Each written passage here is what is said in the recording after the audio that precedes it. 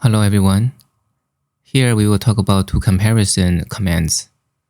The Cmp command is more relevant for shell programming. You can use the return values to tell whether two files are the same or different. The comm command is more relevant for data processing. So when you compare two files, you can imagine there are three sub-data set. One is the unique data for the first file. The second is the unique data for the second file. 3 is the common data for both files, and you can control what to display. Okay, let's see some examples. So I have two files with very simple data, 1 to 3, 3 to 1.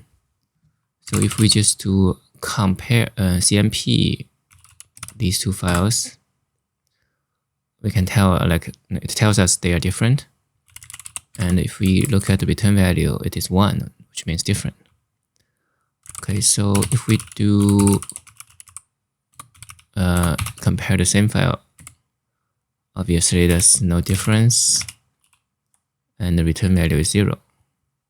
So I think that's the most useful way to use Cmp. Cmp also has a long mode, a verbose mode.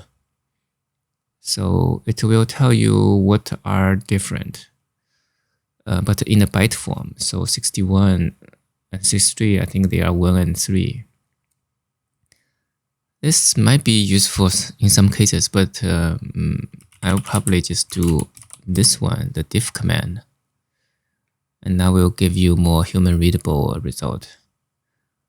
We will talk about the diff command in the future. Okay, so we can see how what happens if we do the comm command. So you can see the data has 3 columns. This one is the let me just show you the content again, 1 to 3 and 3 to 1. And comm basically says for the first file, it has 1 and 2 that's unique to it. And they share number 3. And the second file has 2 and 1 that's unique to it. Okay, so it is often useful when you compare two like big data sets, and there might be some minor differences. So there are also it has command like -1, -2.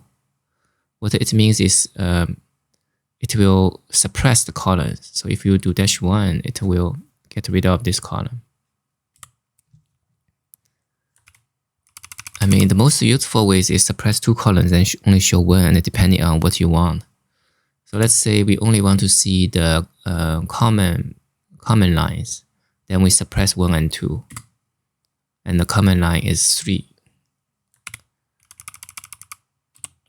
I mean, you can suppress other ones. It all depends on what you want. This one is somewhat useful. Okay, that's all I have today. Thanks for watching.